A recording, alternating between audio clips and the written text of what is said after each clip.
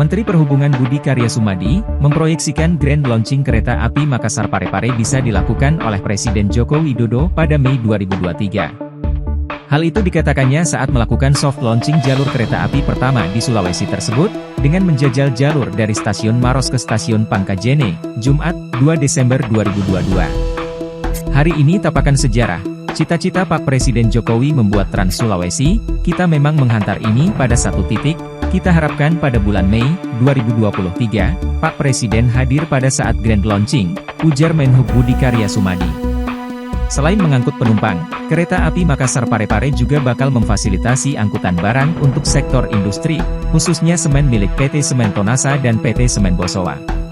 Sebenarnya keberadaan jalur rel di Sulawesi bukan barang baru.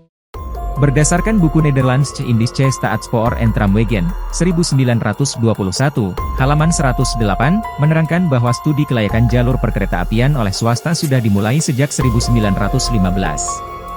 Hasil laporannya secara teknis sebenarnya jalur bisa dibangun tetapi tidak sesuai harapan investor, alias tidak akan membawa keuntungan bagi swasta yang akan berinvestasi. Pemerintah pun berkesimpulan bahwa jalur perkeretaapian akan dibangun oleh negara. Pada 1917, penelitian teknis lapangan versi pemerintah dilakukan untuk lintas Makassar, Takalar dan Makassar, Maros, Tanete, Parepare, Sengkang. Dari hasil studi mengungkap bahwa yang paling realistis dan sesuai dengan budget negara adalah pembangunan dan eksploitasi jalur tram.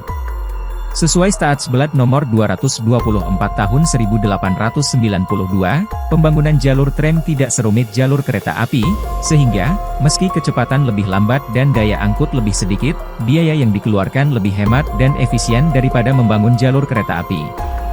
Pada 1918, desain awal lintas pertama jalur tram uap Makassar, Maros selesai dibuat.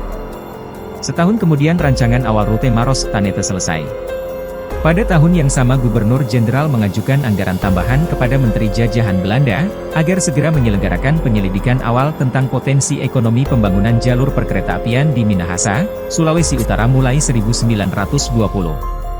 Melalui undang-undang yang disahkan Parlemen Belanda pada 22 Desember 1919 proyek pembangunan jalur tram uap Takalar, Makassar, Maros resmi dimulai. Pada 1 Juli 1922, rel antara Makassar, Stasiun Pasar Butung, Takalar selesai dibangun, dan setahun kemudian tram uap resmi dibuka untuk umum. Lintas ini menjadi yang pertama sekaligus terakhir yang dibangun pemerintah Hindia Belanda. Sedangkan rute Maros-Tanete yang sudah disiapkan desainnya tidak pernah terlaksana pembangunannya. Boleh jadi, ketiadaan industri perkebunan di Sulawesi dan belum masifnya produksi tambang nikel menyebabkan jalur tram Makassar, Takalar hanya bertahan 7 tahun.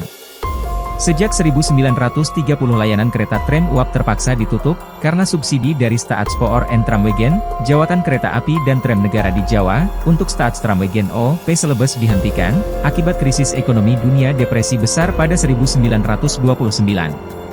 Situasi yang tidak kondusif tersebut menyebabkan pemerintah harus menghadapi kendala fundamental, yaitu keterbatasan tenaga yang ahli di bidang pemerintahan, infrastruktur, dan pendidikan ala barat yang mau ditugaskan ke wilayah ini. Investasi swasta dalam bentuk pembukaan lahan perkebunan pun tersendat. Walau tidak memiliki perkebunan besar, Pulau Sulawesi memiliki kandungan nikel dalam jumlah besar.